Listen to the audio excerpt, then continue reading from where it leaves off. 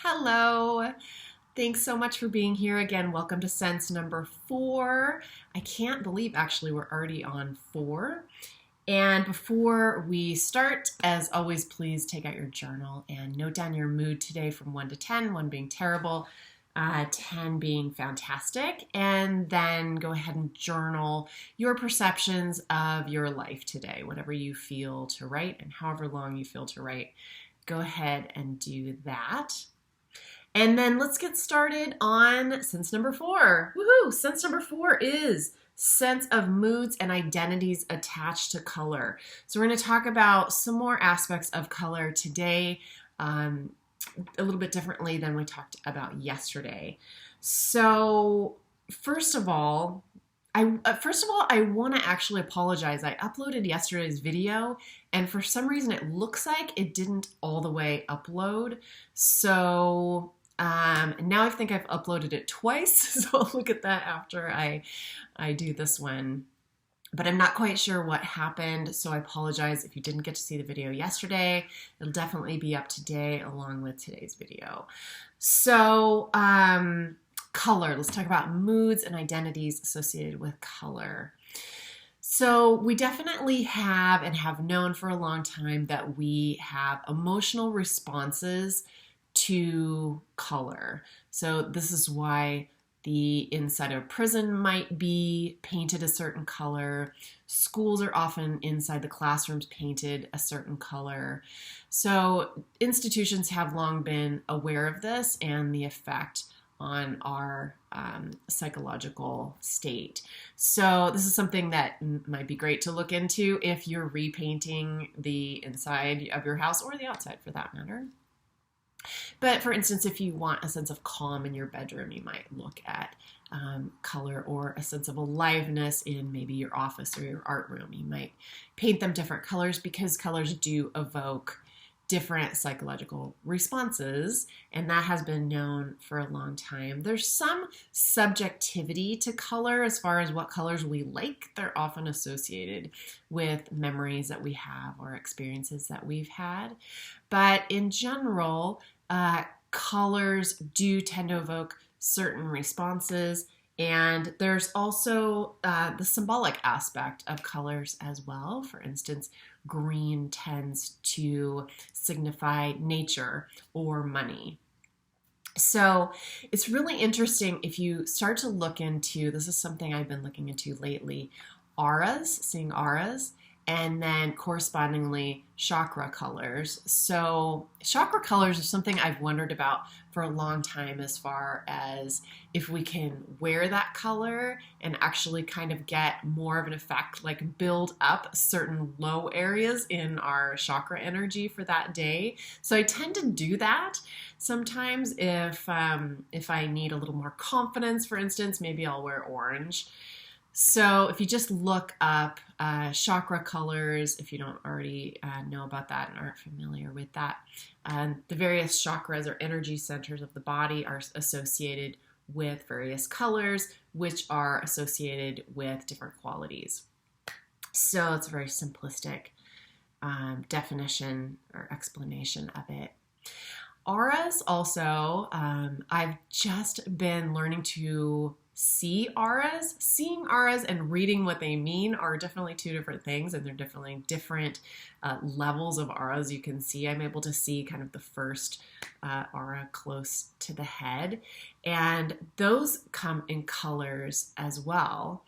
And so those colors generally correlate to the chakra meanings of the chakra colors. So that's really interesting, and something, if you can do, you can kind of maybe get a little more insight into yourself or to other people, for sure. Every living thing has a chakra. So, it has an aura that you can read and get a little more information about yourself and about that other being if you want to do a little bit of looking into the reading of those colors. So what do those colors signify? And some people also see specific colors when someone is ill, for instance, close to death, that kind of thing. So I don't know if that's something that's interesting to you or not. It's totally fascinating to me. identities associated with color. I think these have to do primarily with the subjective meaning we attach to color, and then also the kind of universal symbolism we attach to color.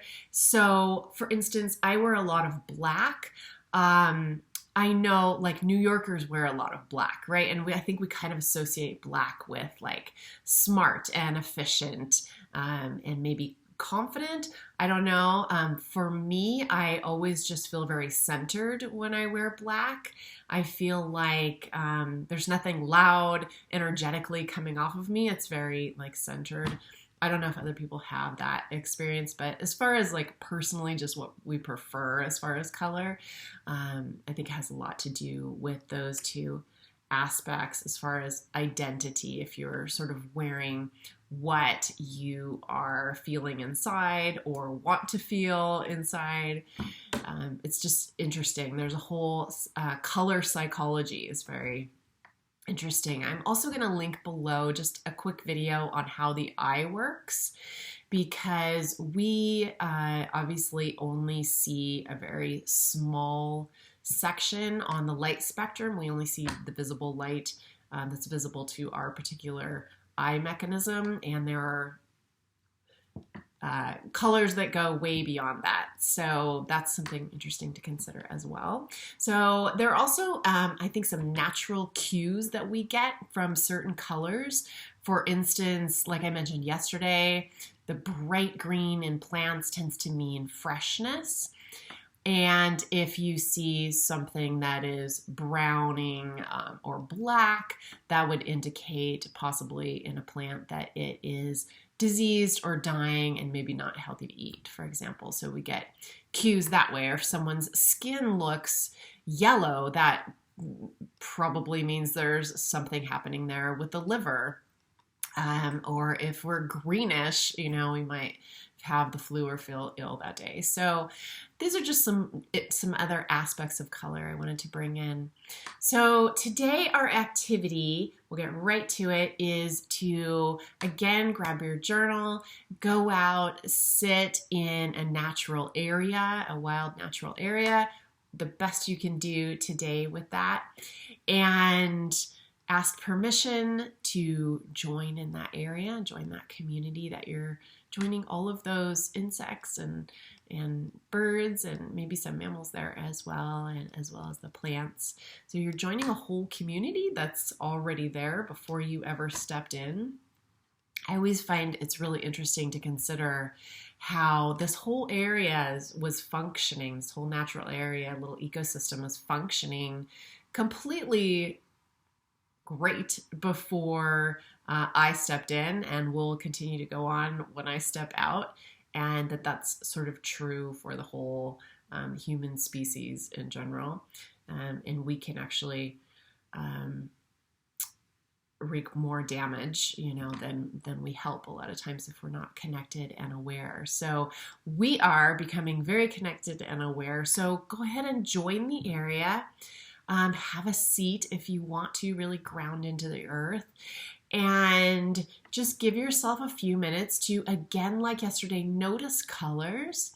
But today I really want you to pay attention in your body.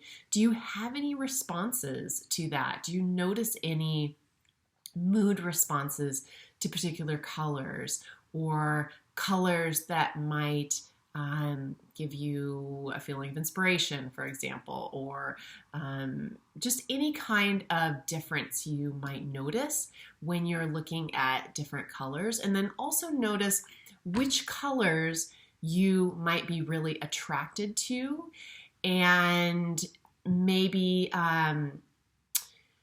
just really bring in, if you have any association with that, and think about why might that be.